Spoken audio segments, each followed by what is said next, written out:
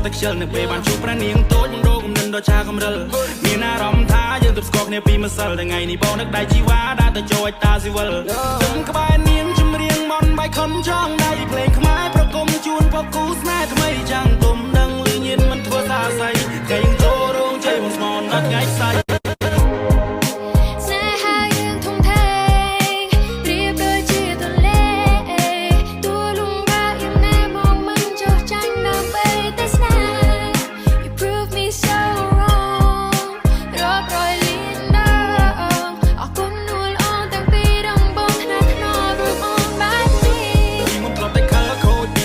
ខ្ជិលនៅពេលបានជួបប្រានាងតូចនឹងរោគកំណិនដល់ឆាកំរិលមានអារម្មណ៍ថាយើងទប់ស្គាល់គ្នាពីម្សិលថ្ងៃនេះបងនឹកដៃជីវ៉ាដើរទៅចូលឲ្យតាស៊ីវិលខ្ញុំក្បែរនាងចម្រៀងមន់បាយខុនចង់ដៃភ្លេងខ្មែរប្រគំជូនពកគូស្នេហ៍ថ្មីចាំងទុំដឹងលឺញៀនមិនធ្វើសាស័យកែងចូលរោងជ័យបងស្មនដល់ថ្ងៃស្អែក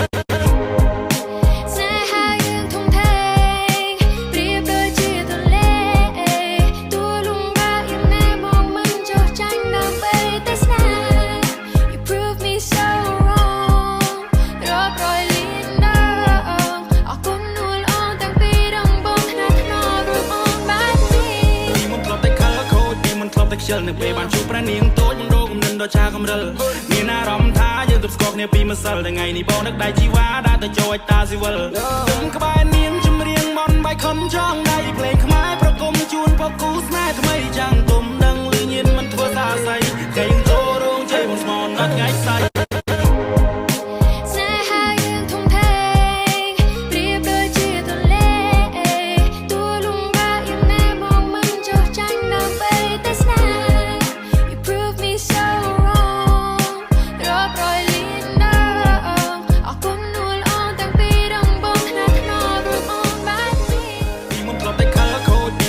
ខ្ជិលនៅពេលបានជួបប្រានាងតូចនឹងរោគកំណិនដល់ឆាកំរិលមានអារម្មណ៍ថាយើងទប់ស្គាល់គ្នាពីម្សិលថ្ងៃនេះបងនឹកដៃជីវ៉ាដើរទៅចូលឲ្យតាស៊ីវិលខ្ញុំក្បែរនាងចម្រៀងមន់បាយខុនចង់ដៃភ្លេងខ្មែរប្រគំជូនពកគូស្នេហ៍ថ្មីចាំងទុំដឹងលឺញៀនមិនធ្វើសាស័យកែងចូលរោងជ័យបងស្មនដល់ថ្ងៃស្អែក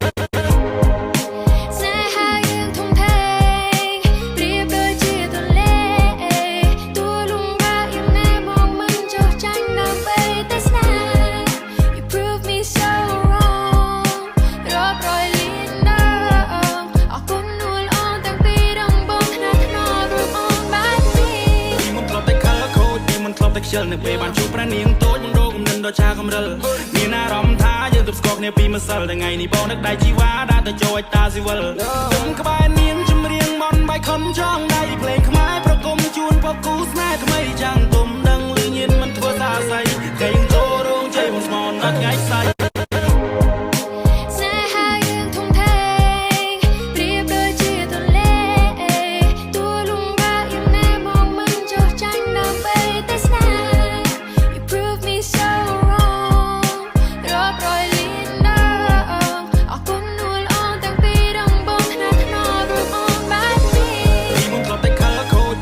ខ្ជិលនៅពេលបានជួបប្រានាងតូចនឹងរោគកំណិនដល់ឆាកំរិលមានអារម្មណ៍ថាយើងទប់ស្គាល់គ្នាពីម្សិលថ្ងៃនេះបងនឹកដៃជីវ៉ាដើរទៅចូលឲ្យតាស៊ីវិលខ្ញុំក្បែរនាងចម្រៀងមន់បាយខុនចង់ដៃភ្លេងខ្មែរប្រគំជូនពកគូស្នេហ៍ថ្មីចាំងទុំដឹងលឺញៀនមិនធ្វើសាស័យកែងចូលរោងជ័យបងស្មនដល់ថ្ងៃស្អែក